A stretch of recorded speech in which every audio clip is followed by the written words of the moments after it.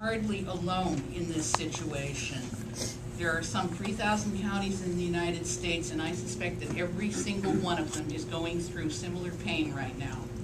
Certainly we see states that are umpty-million dollars in debt, jettisoning all sorts of programs. I'd like to talk about an ounce of prevention. Steve mentioned the kids in 4-H, senior services. When my dad was at that age, it was absolutely a godsend that he got on paratransit and he went to senior services 2 days a week, and my mother had some breathing space when she could go to the store. She didn't go nuts. She didn't drive her car into a wall or somebody's house. Parks are places where people let off steam and kids run around and go crazy and don't do things like throw rocks at cars, for instance. The Impaired Driving Council, for heaven's sakes. Do we really want people to drive drunk and there not be a way to tell these folks, whoa, whoa, hey, not a good plan? These folks have got a track record of keeping folks from driving drunk. Now that's a savings to the sheriff. I mean, drunk drivers he doesn't need to deal with on the road, and neither do the rest of us, thank goodness. These are so-called non-essential services, but they're a major factor in crime prevention that never shows up on any of the numbers and graphs and charts because it's something that didn't happen. And there's a whole lot of those things that didn't happen. Emergency management is another part of that. In the winter, right now the Clinton Community Hall is set up with a generator and blankets and other backup materials so that when the power goes out on South Whidbey, people are not freezing in their homes. They can go to the Clinton Community Hall and know that they'll be taken care of. That's not something that the sheriff's office can do or will do. In the summer, this past summer, when the temperatures went over 100 degrees, people were in serious, serious trouble. And the senior services opened their buildings up and down the island and over on Camino, I think, as well, to people who are suffering from heat problems.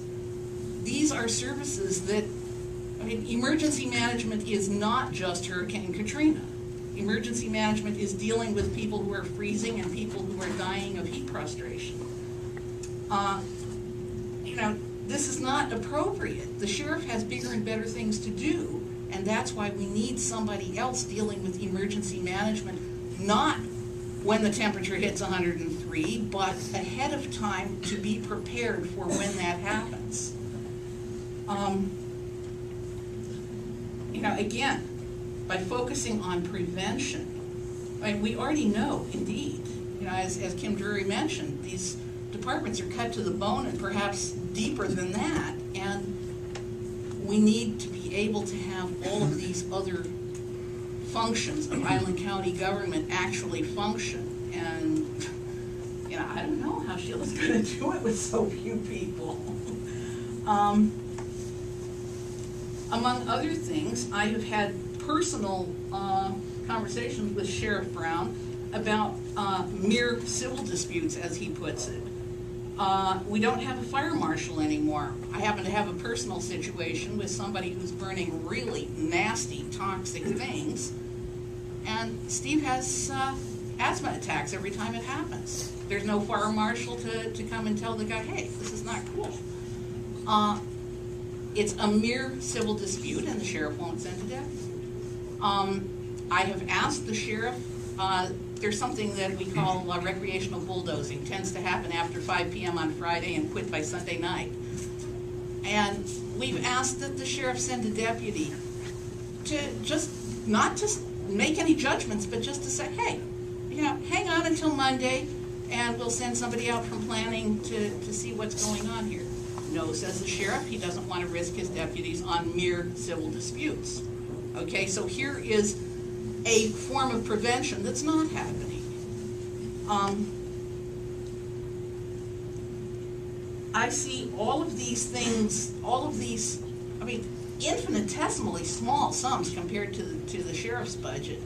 $10,000 or $20,000.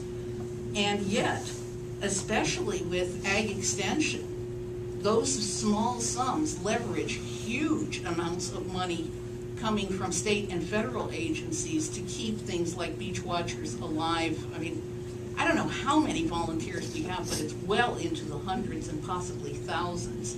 Those people are doing things for the health and safety of people in Island County, and they're not being paid, and a very small sum of county money keeps that whole program going and keeps those many tens of thousands of dollars coming in from elsewhere. Somebody complained about the permit fee increases, and as you well know,